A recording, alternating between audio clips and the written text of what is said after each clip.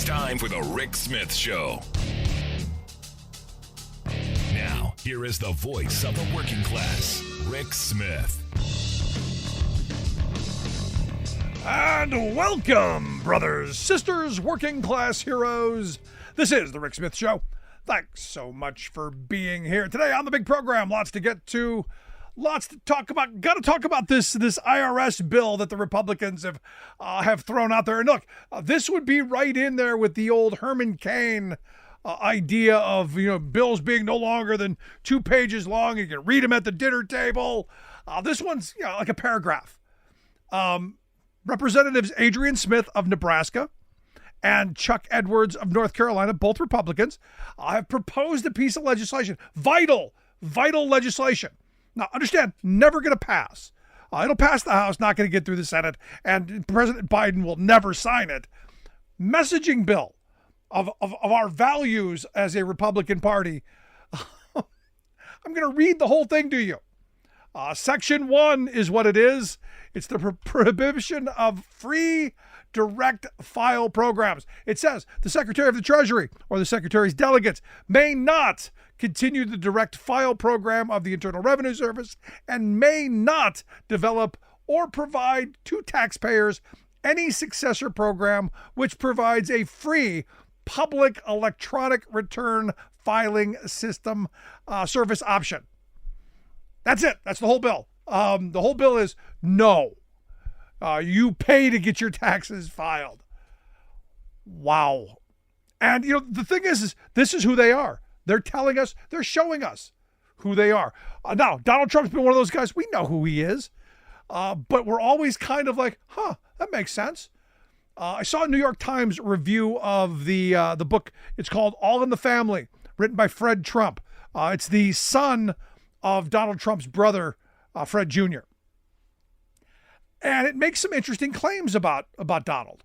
Ones that I got to tell you, I kind of believe, because evidently they're talking about Fred has a son that was born with a medical condition, had some developmental and intellectual disabilities, had some real problems. And, the family, needed some help funding it. And evidently Ivanka and Ben Carson and some other people, were trying to do some things to advocate, to do some things to raise awareness, all that stuff.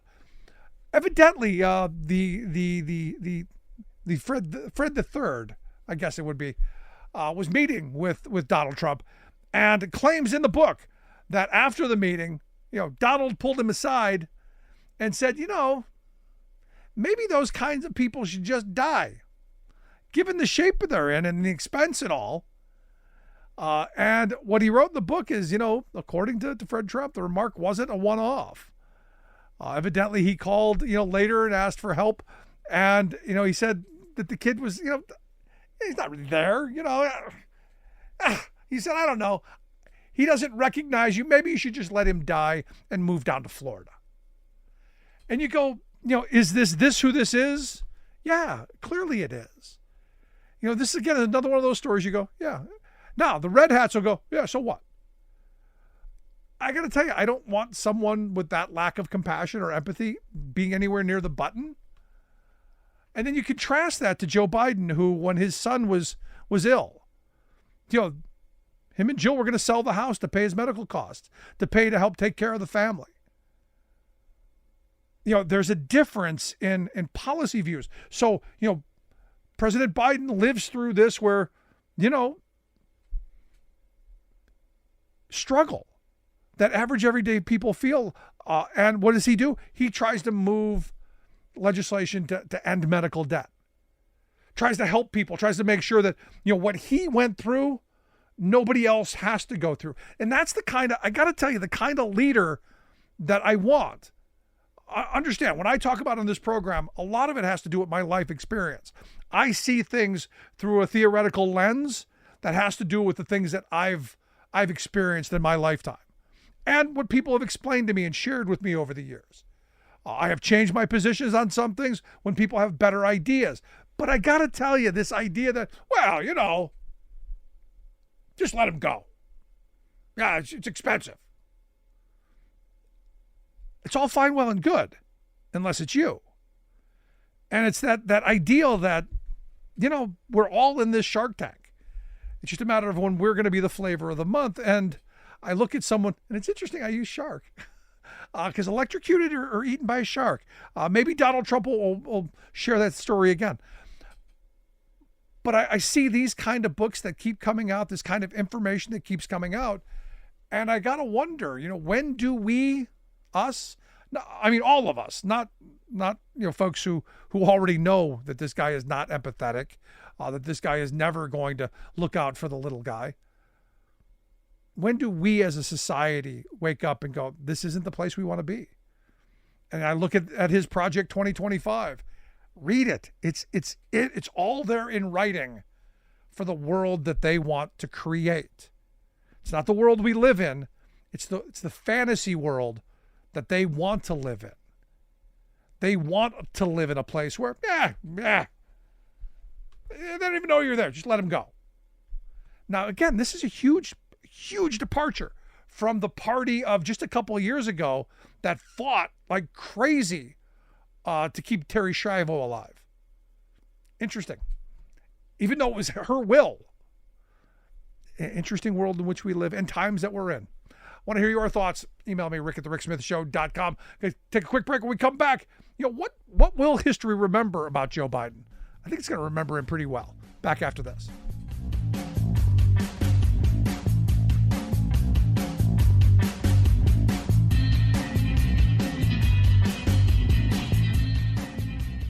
We are AFGE, the American Federation of Government Employees. We represent 700,000 federal and D.C. government workers who are the vital threads of the fabric of American life. We support our nation's military. We take care of our nation's veterans. We protect our nation's borders. We respond to our nation's crises and natural disasters. We provide services to our nation's seniors. The American Federation of Government Employees. We work for America. We are AFGE, the American Federation of Government Employees. We represent 700,000 federal and D.C. government workers who are the vital threads of the fabric of American life. We support our nation's military. We take care of our nation's veterans. We protect our nation's borders. We respond to our nation's crises and natural disasters. We provide services to our nation's seniors. The American Federation of Government Employees. We work for America.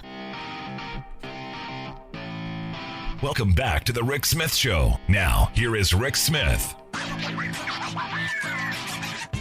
Gotta tell you, when historians look back at these last 4 years, the Biden years, when they go back and they look at this, and historians write what historians do looking to the past, they're going to look at Biden as one of the great presidents for working people. You think about the mess that he inherited. The COVID, crisis, an economy that was reeling. Then you come out of, January 6th was part of this.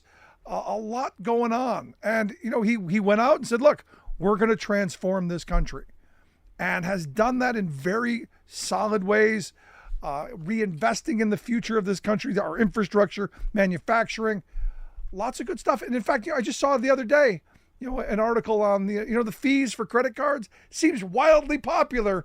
Well, now that he has stepped aside. But here to share some thoughts on, what were the last 4 years, and maybe what will the future look like. So I've asked David Madland to come talk with us. David's a senior fellow at the Center for American Progress. He's also the author of Reunion: How Bold Labor Reforms Can Repair, Revitalize, and Reunite the United States. David, thanks for taking time for us. Oh, Rick, thanks very much for having me. It's always a pleasure. So, like I said, I think people are going to look back at this administration in years down the road and say, as I've been saying, that we're living through a transformational period. I think you're right. The Biden-Harris administration, as you mentioned at the beginning, started with a really terrible economy. COVID had wrecked our nation's economy as well as the global economy. And where they started from and where we are now, we have had unemployment at 4% or below for about a record number of months. We have wages that are gaining, that are finally outpacing inflation.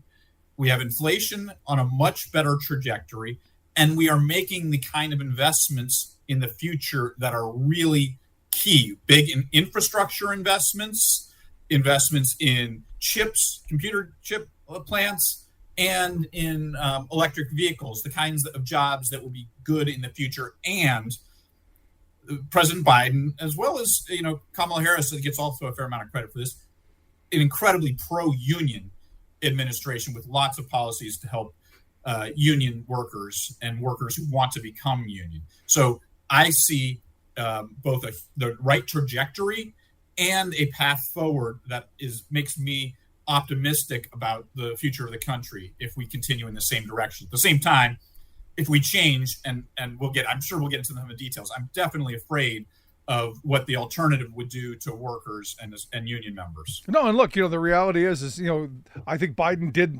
everything that he said he was going to do in moving this country back towards worrying about working people, that bottom-up, middle-out thing he talks about, instead of this idea of trickle down. Said, no, let's give the rich people all the money because they're smart. David, they know what to do with it, and they are, and they do. They make themselves more money. It doesn't ever seem to get down to the little guy. And here's a president who's finally saying, no, we're going to worry about getting good jobs for people, good opportunities, and we're going to rebuild the country and transform our trade policies and have an industrial policy for the first time in my life. There's so much to be excited for, and what's frustrating is he's not going to get credit for it probably in his lifetime. Well, I don't know if you remember, I did this piece, I think we might have talked about it, where I went and talked to a bunch of workers on this electric vehicle facility that's being built outside of Tennessee, a massive federal investment. It's kind of furthest along of these kind of facilities, and it's being built under a project labor agreement, so really good union jobs. And I was talking to all these workers, and they previously had low-paying, no benefits jobs, and they're going here, and they're saying, this is the best thing that's happened in my life. My life is transformed. I went from being able to pay half my bills this week, half my bills next week, to now I'm able to take a vacation with my kids. I'm thinking about buying a house. I've got a bank account, all these really good things. And then when I asked them, well, how or why did this project come to be? Who do you credit? And they would credit Ford Motor Company as the number one thing. And that's where they would go. And then I would push and probe, and I could get them to say, yes, my union also was helpful in getting this project. I said, what about any elected officials, any money behind it? President Biden or his policies. And they would sort of look at blankly and go, well, if any politicians had anything to do with this, I'd support them. Which to me gets to the thing you're talking about, where, yeah, we're going to learn. And the more we learn, his administration will get credit. The key question of whether that's going to happen in time for this election, or whether it's just historians who are going to be ranking the quality of his administration. No, you're right on. And look, I said from the beginning, if you remember, the folks on the right were slapping stickers all over gas pumps going, Joe Biden did this. I said you should have taken the image of that sticker, made huge 20, 30 foot, cardboard statues or statues at some point pointing at these projects going, yeah, Joe Biden did this. To raise awareness. I mean, I see little signs, brought to you by, this Investment Act, but it's nowhere near going, hey, here's the guy who did this. Well, that's, in fact, I think the key point. So some of these projects are federal infrastructure, traditional roads, bridges, and there are some small signs, as you know. But the vast majority of the projects that are being built, these factories, are private investments that are supported by public money through loans and tax expenditure, and that have zero signage other than the private company. Yep. There's no public acknowledgement. And in fact, when I talk to the workers, and I also talk to the unions, they're like, I'm driving around this facility and there's nothing but Ford anywhere. There's no mention. So no wonder the workers don't know, which gets to the other point we've talked about many times, which is part of why unions matter so much, in that they help educate their members about how and why policy matters for their lives. It's a lot to expect the individual to know this project came from this policy, this job is dependent upon the project labor agreement and the like. Whereas unions, this is part of what they do. educate their members about the policies that affect their lives. And that's why union members tend to vote more frequently than non-union members, and why they tend to vote for politicians who are pro-worker much more often. And they're less easily fooled by rhetoric that says I'm pro-worker without the reality of doing something behind it. Well, look, as a union member for 35 years, it's always been vote your job. Make sure that the person who's going to make sure that collective bargaining rights are protected, prevailing wage laws are protected. All of these safety protections are protected. Vote your job has always been something that I've heard. And I say that all the time. Everything I think springs from, can you afford to put a roof over your head and food on the table, and then take a day off to go out and be active in your local government and maybe vote occasionally. That to me that's a little important. Yeah, it's I think that's part of what's happening right now in society is this desire for stability. Like, the economy has been really, really bad for working people for quite some time. There's this decades of really low wage growth.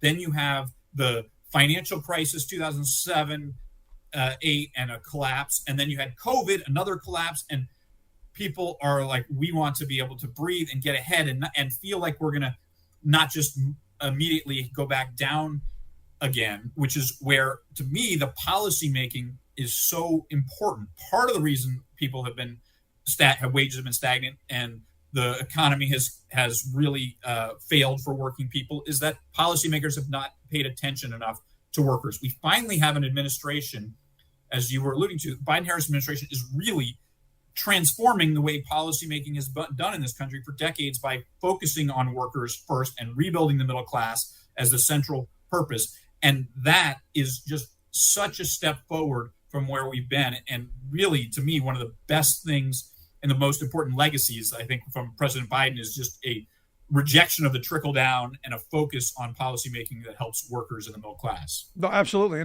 But the thing that gets me, David, and this is where, as someone who's been doing this for a while, I've been talking about this, the attack on the working class, for all 19 years of doing this program. So none of the stuff that people are angry about today, it seems, is new. We've been losing jobs. The standard of living has been falling for decades. It's all been bad policy that's gotten us into the mess that we're in. And finally, someone's going, hey, we should maybe change course. Now we're going to blame all of these decades of bad policy, of which he had voted for some in the past, but we're going to all lay it at his feet. Well, as Biden always was saying, you compare me to the almighty or the alternative. And that's, I think there's sort of two things that are important here. We can talk about the alternative, which is a very clear choice that's going to be bad for workers. And I want to get into that, but a track record of union busting and appointing union busters that, Donald Trump has. He also has a Project 2025, which his former administration folks have written, which has a playbook for firing thousands and thousands of federal workers so that he can jam through his policies, including a whole bunch more union busting. So that's the really frightening thing. But on the alternative side, these sort of green shoots, what's happening that's good and why there might be a little bit more hope from the kind of policy making we want. So under President Biden and Kamala Harris, we see communities that the so-called left behind communities, these counties that have been hemorrhaging manufacturing jobs and population, there is finally now increased investment in these counties. In fact, usually a disproportionate share. A study I've done showed that counties with that had lost manufacturing were more likely to get new investments out of this. So, it's still a long ways to go, as you were looking, but there's actually signs of real focus and investment, including for places that had been discarded and ignored and rightly frustrated. Yeah, no, as I've been saying, we're planning a tour for just before the election. We're going to go to those places that used to be, that are now going to be because of these investments. And I think that needs to be highlighted, that if we had a functional media, that would be something we'd be talking about. But, making lives better doesn't seem to lead the news, only when things are destroyed.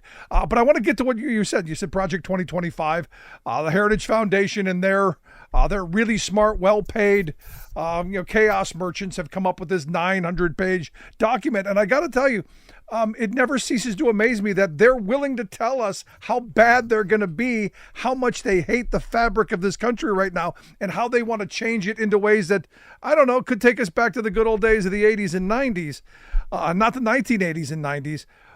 But for labor, this is horribly destructive, and they're quite frankly very open and honest about it.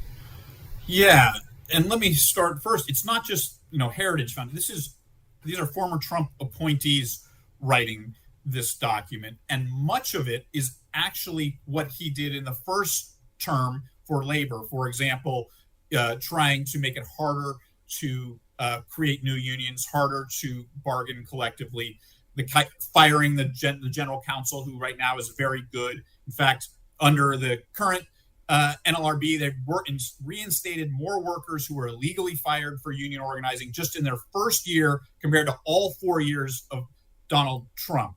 So real act, and they want to get rid of and undo all that.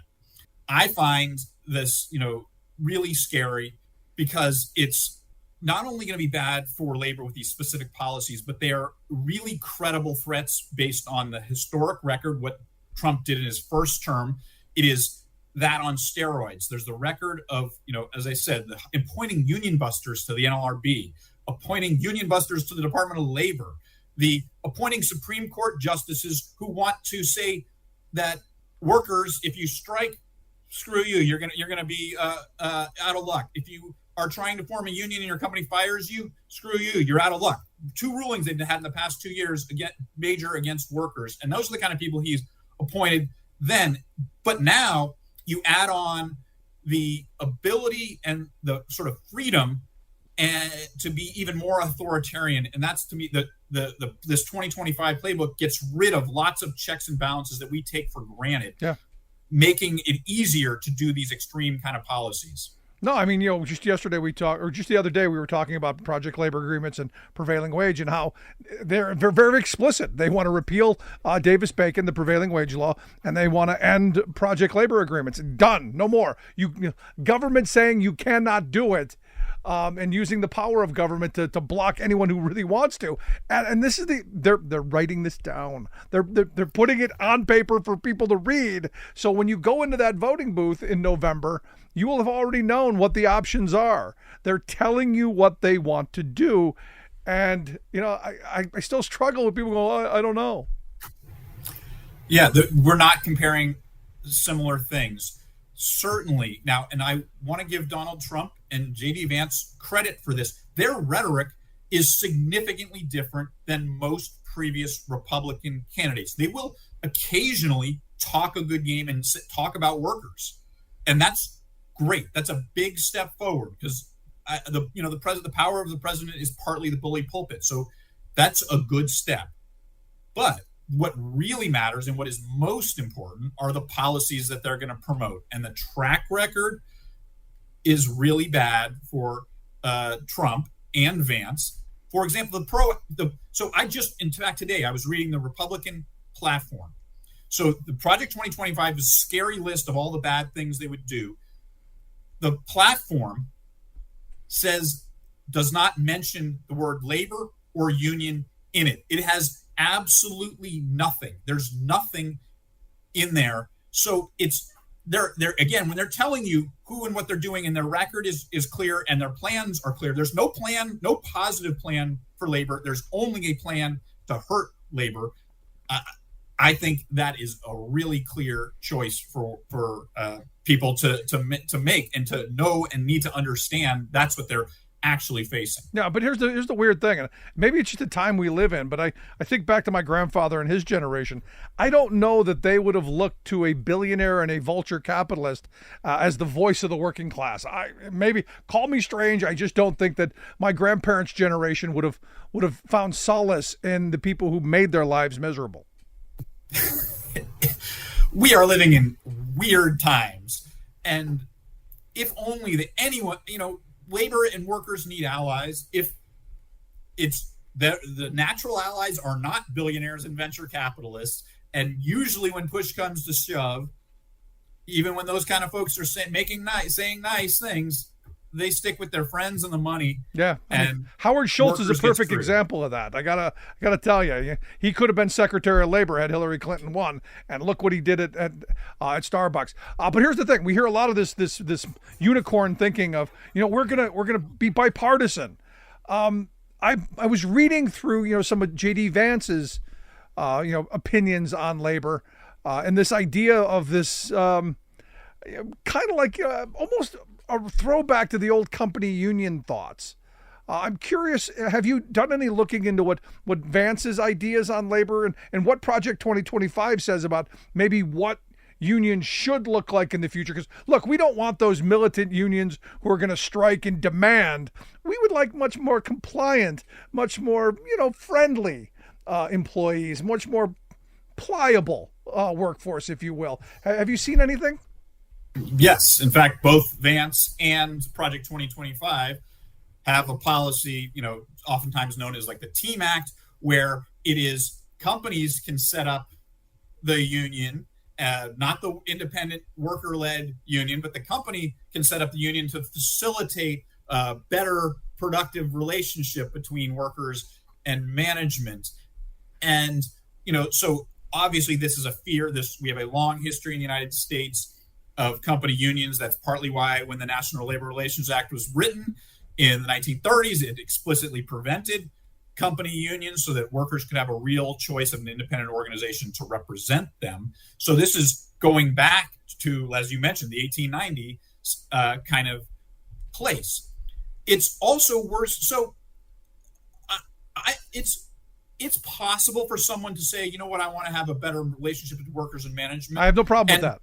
Fine, but this is a bad policy on its own. It's even worse when you couple it with everything else. There's no support for the PRO Act. Zero, nothing. This is at a minimum to increase penalties on companies that violate the law and fire workers for trying to form a union. No support for that. Nothing. So it really is an additionally scary piece of legislation when you couple it with what else is there and not there. Yeah. No, I mean, look, it's in writing, and look with the PDF, you can keyword search. You don't have to read all 900 pages. You can look for what's important to you. You want to hit labor, it'll get you there, and it's all bad. But David, I appreciate you sharing some thoughts with us. As always, great stuff. Rick, thanks for having me. David Madland, Senior Fellow there at the Center for American Progress, AmericanProgress.org, the website. Make sure you check out his book, Reunion: How Bold Labor Reforms Can Repair, Revitalize, and Reunite the United States. Quick break, right back.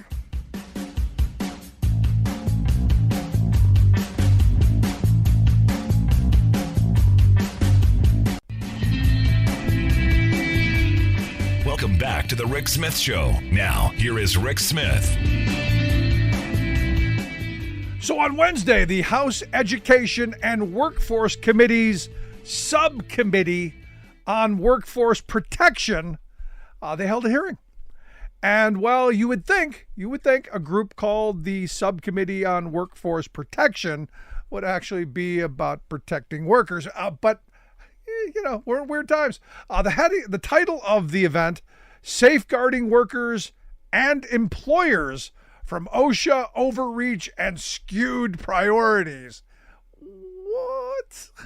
One of the folks who did testify on the panel is my next guest, Jordan Barab, former acting assistant secretary and deputy assistant secretary of labor for OSHA during the Obama years.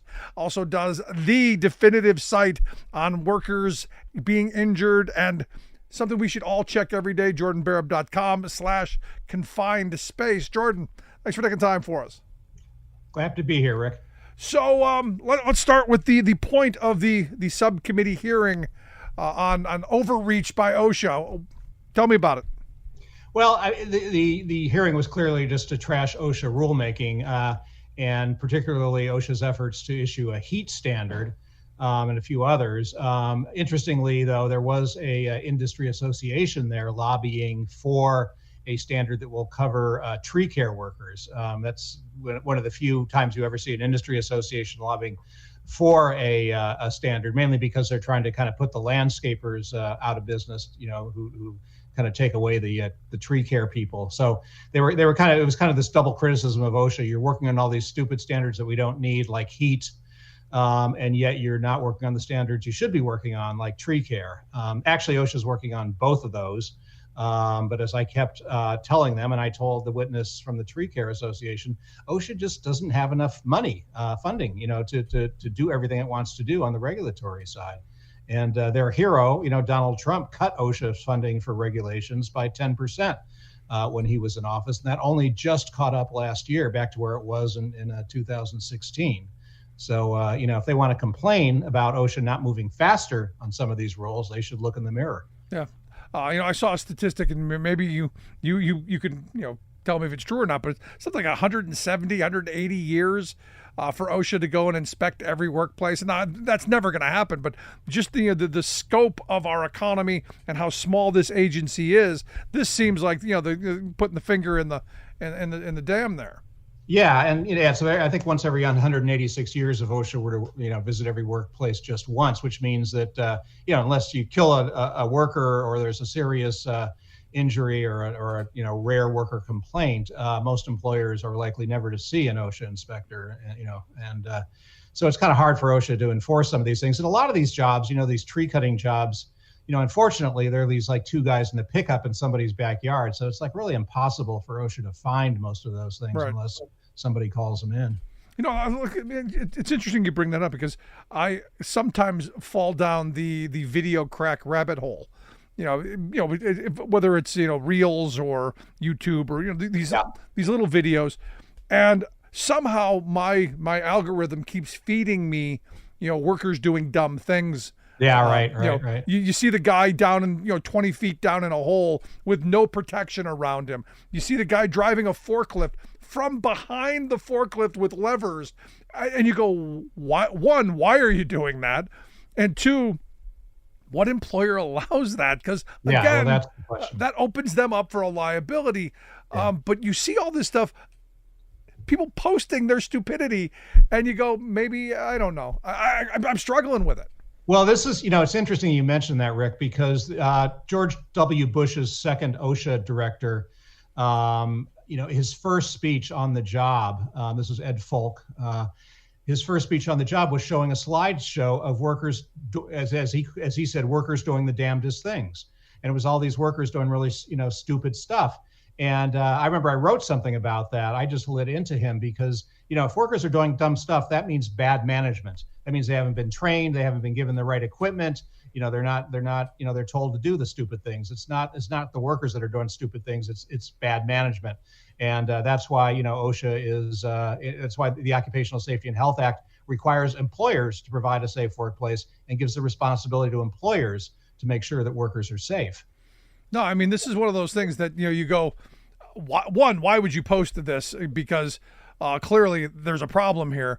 But two, who allowed it to happen? But the other side of this, and what I was preparing, talking to you, and I'm like, is this like video evidence? Could there be like a video, enforcement? You go, look, this guy did some dumb stuff. We need to hunt this down, if nothing more than to correct it, as opposed to, being, fining someone or being punitive. Yeah. I mean, I walk around my neighborhood. I walk the dogs. We got a lot of dogs here, and I walk them. And I'm always seeing, workers on top of roofs and workers down in trenches.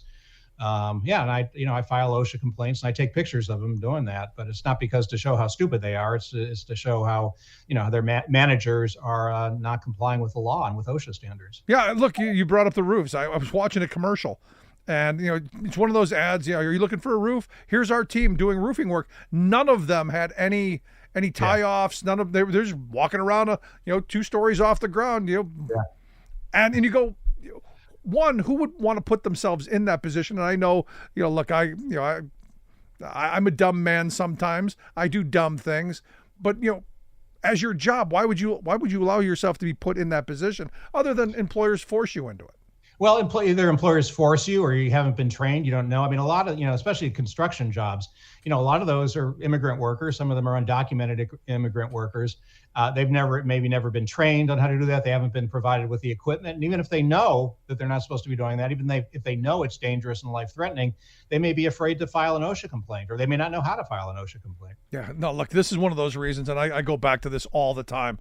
I've had a union card in my wallet virtually my entire working life. Mm-hmm. And for that, I am eternally grateful, because I've never knowingly taken an unsafe truck on the road. Right. I've had people say, you got to take that. No, we're going to fix this. And this is where having that union card gives you a sense of empowerment and the ability to not have to do dumb things. Yeah. And to protect you against retaliation if you do, file a complaint. So I look at this and, the hearing, what's going to come out of this? I mean, it was about heat protection, right? Well, it was about all OSHA standards. It was about, OSHA overreach. They shouldn't be doing a heat standard. And then misplaced priorities. They should be, doing trees instead of heat, or trees instead of workplace violence, or trees instead of infectious diseases. It was basically, again, just to kind of trash OSHA all around, criticize them for not, one of the main criticisms that some of them kept bringing up, although they wouldn't let me answer the questions, was, how can some, bureaucrats sitting down in the basement of some, Washington office know better than, or care more about workers than this fire chief here, or this tree care person. And I kept trying to explain to them that OSHA, has OSHA does the best job it can. They write a proposal. They have a very robust public comment period. I mean, they have a whole long public comment period, written comments. They have hearings that go on for days, sometimes weeks, if it's a big standard, and then a post-hearing comment period and briefs. And they are required by law, and judges hold them to this, to consider every comment made and then justify either why they, took the comment or why they rejected the comment. So there's an enormous amount of public input that goes into this. It's just the exact opposite of some guy sitting in a room, writing up standards all by himself without any knowledge of what's going on in the industry. Yeah, I mean, it's interesting, especially, in talking about the heat standard. I just saw, I don't know if it's accurate or not, but I just saw one of the climate activists say that we've had just the other day was the hottest day on the planet in 100,000 years. And I don't know how you make that claim, but it was freaking hot. That's all I know. And if you're working out, as I do in the elements, if you're working on a roof, if you're, heaven forbid, in the South where it's even hotter, I think, maybe getting a break every now and again, not a bad idea. Yeah. So that was the criticism. The standard gives workers breaks, so that'll cut into employer productivity. Workers should be responsible themselves for drinking water. Workers should be responsible themselves for just taking a break anytime they want to or they need to. Wow. Workers actually have control over that. Right? Taking a break anytime they want to? Well, what employer does that? Exactly. So you're working out in the field. So can you go wandering around, take some time off? I think I'll take some time off, go see if I can find some cold water. Maybe I'll take a break in the shade. I'm sure, every employer will just say, yeah, go ahead. Yeah, take it easy here. Yeah, hold on, Jordan. I'm going to take a break, okay? Yeah. That's why, OSHA is thinking, they're requiring, you have to take 15-minute breaks. There have been all kinds of studies showing that, heat impacts productivity. If you're working in hot conditions, workers are not as productive. And it makes sense in terms of not just worker health, but in terms of productivity, to make sure they have breaks, make sure they have water available, make sure there's shade. You'll get much more work out of your employees, and they will be safer. That sounds like common sense. It kind of does. But when you start talking about, the bottom line, and there's this view, I'm not saying by all employers, but by some, that look, you're just you're part of the machine. You're just a number on the balance sheet. I gotta work you to squeeze every ounce of labor out of you. These are what these rules are put forth to make sure that, people don't abuse people. Look, there are good employers who care about their workers and do the right thing, and great. We want more of those. But this is to protect them as well as protect their workers, no? Yeah. The Republicans kept coming to me and saying, do you really believe that employers don't care about their workers? Their employees are their family. Why would some, pointy-head bureaucrat care more about these employees than their employer does. And I said, yeah, I mean, I think most employers do. They want to do the right thing. They protect their employees, but there are a lot out there that don't, that will cut corners. They'll try to save money, cutting corners on safety and health. And that's why we have so many workers getting sick and killed in the workplace every year. No, I mean, did you not see Prime Day? Bernie Sanders committee's report on Prime Day 2019, 45 out of 100 workers at Amazon had some kind of an injury because of the heightened speed and all of the expectations. Yeah, I got to tell you, I don't think Amazon really cares. Yep. And it's fairly common sense that if you treat your employees better, you make sure they're safe, that they're going to be, not only happier working for you, but they'll be safer and be more productive. So it's stupid arguments. Now, I got to ask you about this though, because we hear this frame that if we're going to force private sector employers and the private sector to do something, why doesn't the public sector have to do it? And this is one of those issues that I'm in agreement with that sentiment, because there's still 23 states in this country that don't have these kind of workplace protections for public sector workers. And I look at my state of Pennsylvania for years. My friend Pat Harkins, state representative here, he's been pushing this Jake Schwab worker safety bill that just doesn't seem to get across the finish line, even though it is common sense. We should be protecting all workers. I mean, it's true. Yeah, there are 8 million public employees in this country that don't even have the right to a safe workplace. I mean, I've been working with unions and other workers around the country. Been working with workers in unions in Pennsylvania since the early 1980s on trying to get public employees protected. I mean, these are workers that do the same. They dig, they work down in trenches. They work outside in the sun. They do a lot of that. They work on highways. I mean, they do prisons, hospitals, mental health institutions, social workers. They do just as dangerous work as private sector employees, and yet they are not covered by OSHA in 23 states. So, I want to bring this back to, clearly November is coming up, and, I don't want to get you in the middle of a political fight, but, I got to tell you, this is one of those issues for me.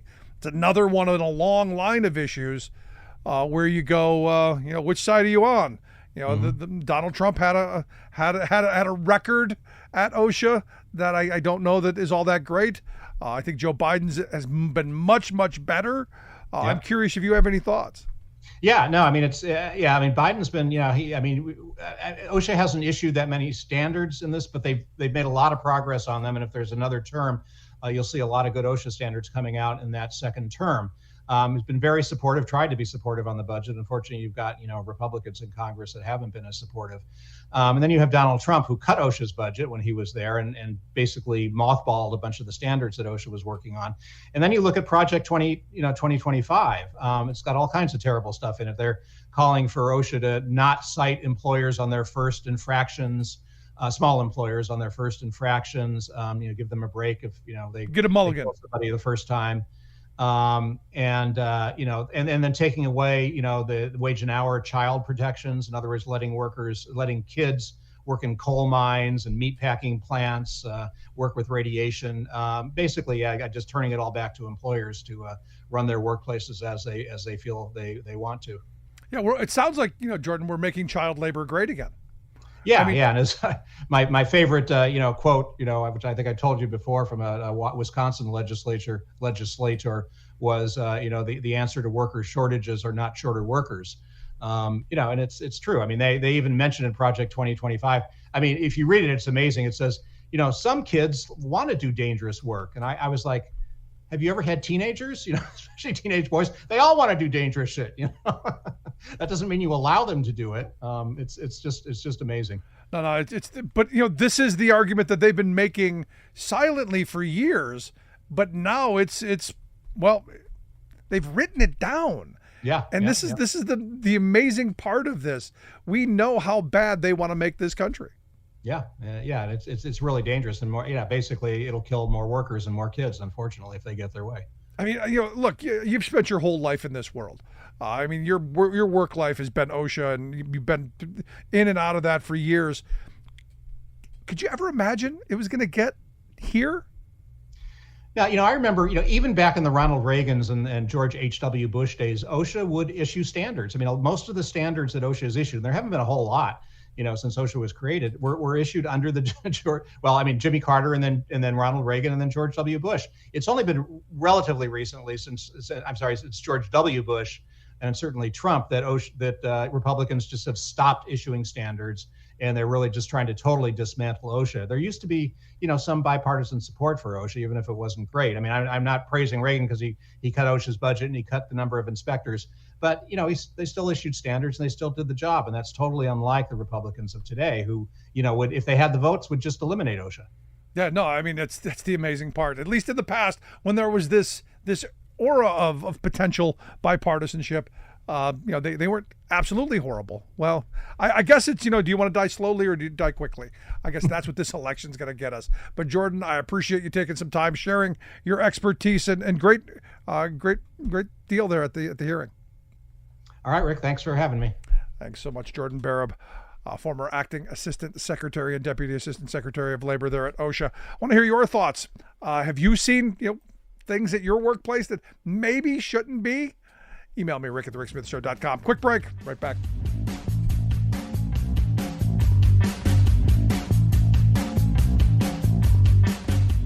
I'm Rick Smith, and this is Labor History in 2. On this day in labor history, the year was 1898. That was the day that the United States Armed Forces invaded Puerto Rico. The invasion was part of the Spanish-American War. In 1898, the U.S. State Department noted, quote, "It seems to be conceded that every year we shall be confronted with an increasing surplus of manufactured goods for sale in foreign markets if American operatives and artisans are to be kept employed year-round." Many business leaders in the U.S. clamored for market expansion. At the time, Spain was still a colonial presence in the Caribbean and Pacific. When a revolution in Cuba sought to drive out the Spanish, in the United States, the drum beats for war began to boom. Many saw this as an opportunity to expand the U.S. sphere of influence, although some labor leaders warned against war. One official from the Longshoremen's Union warned working people, quote, "If there is a war, you will furnish the corpses and the taxes, and others will get the glory." But soon labor leaders, including the president of the American Federation of Labor, Samuel Gompers, got swept up in the war fever. In just a few months, the U.S. ousted the Spanish and became the colonial power in not only Puerto Rico, but also Guam and the Philippines, as well as Hawaii. This gave the United States footholds in the Caribbean and the Pacific. The small island of Puerto Rico remains a U.S. territory to this present day. Since the U.S. invasion, there have been movements for both Puerto Rican independence and also for full U.S. statehood. Today, the Puerto Rican people face a severe economic crisis, towering debt, and an unemployment rate more than double that of the United States. For more information, go to laborhistoryin2.com, like us on Facebook, follow us on Twitter @laborhistoryin2.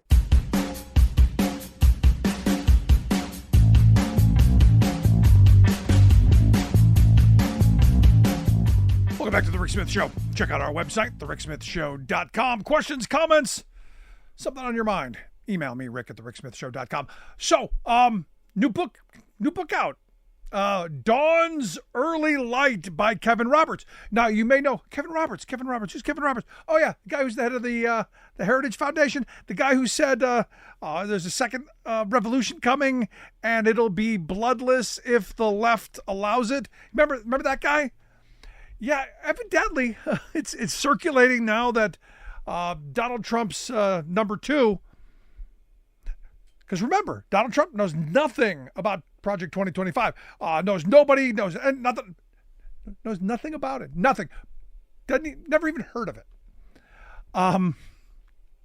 Problem is, his number two wrote a foreword in the book and tweeted out just several days ago, before obviously the big nomination, that he was thrilled to write the foreword for this incredible book, Dawn's Early Light by Kevin Roberts.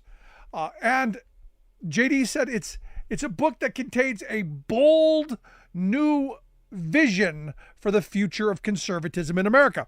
And what he says is, Never before has a figure with Robert's depth and stature within the American right tried to articulate a genuine new future for conservatism.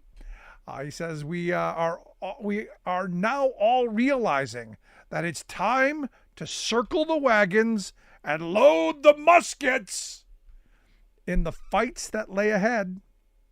These ideas were an essential weapon. These ideas are an essential weapon. Understand that, because they have laid out in this 900-page Project 2025 exactly what they want to do to you, exactly how they want to change this country into their perfect version. Not the more perfect union that we, the American people, want, but what they want. What the think tank world thinks is best for us. And that is, control of the elites.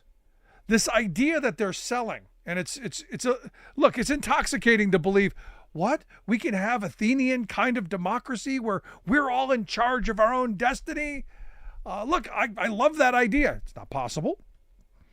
If government isn't making decisions about what happens to our planet, what happens in the workplace, what happens to consumers, to workers, to women, if government doesn't have a hand in that, who will?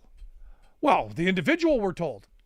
Yeah, which individual? Oh yeah, the very wealthy, the corporations.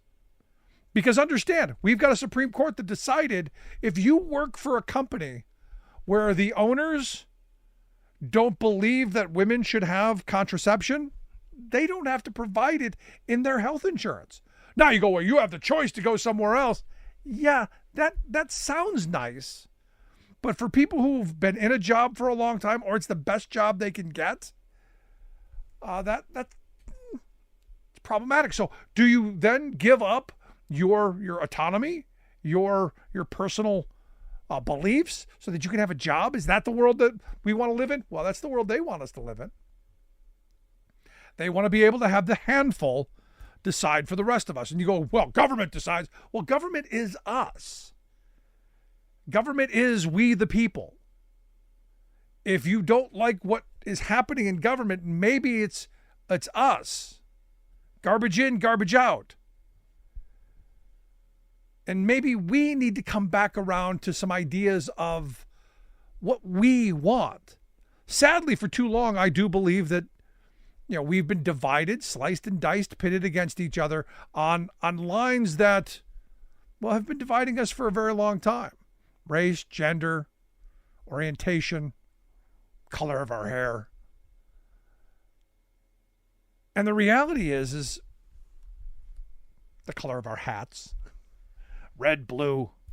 The reality is all that matters is green. The owners of this country, the people who are titans of industry, the robber barons of this, the second Gilded Age, they know exactly what they want.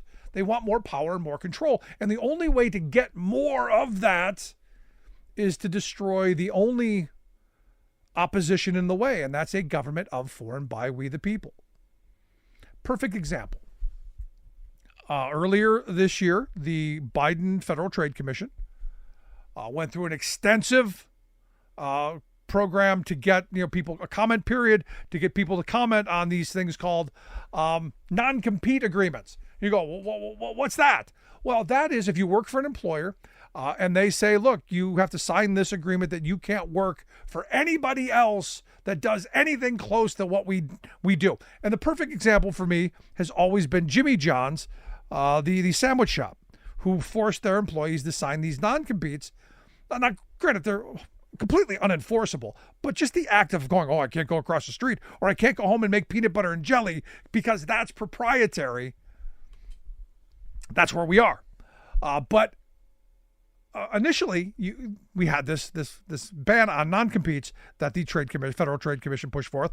A Republican judge down in Texas, Texas, overturned that. We now have a judge in Philadelphia, Judge Kelly Hodge, who has written a decision that says, look, the FTC absolutely has the power to ban these anti-competitive non-compete agreements. And look, there are about 30 million people in this country, about 20% of all workers who have had to sign these.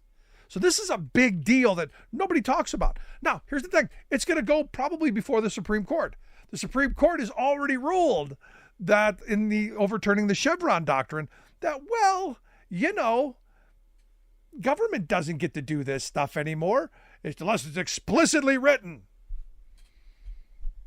And I do believe that this Supreme Court will overturn this ruling down the road and make non-competes great again. Because this is the world that corporate America wants. This is the world that the wealthy want. They want compliant, desperate working people to do their work, clean up their mess, and not demand better or ever get better. The weird thing about this case, it was a tree trimming company that brought this case against non-competes. I'm sorry, I didn't realize sawing a branch or cutting trees somehow, I didn't know that was proprietary. I didn't realize that there was such highly technical, highly skilled, secret information that couldn't be shared of cutting down trees. But we will see. Anyway, I'm mind blown. If you missed any portion of the program, make sure you grab the podcast. The video over at freespeech.org. Check that out as well. And I always want to hear your thoughts. Email me, rick@thericksmithshow.com. And as always, thanks so much for being here. We'll see you back here next time.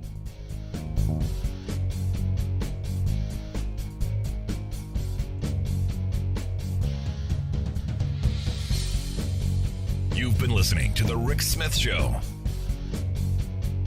Email Rick at rick@thericksmithshow.com. Until next time, this has been The Rick Smith Show.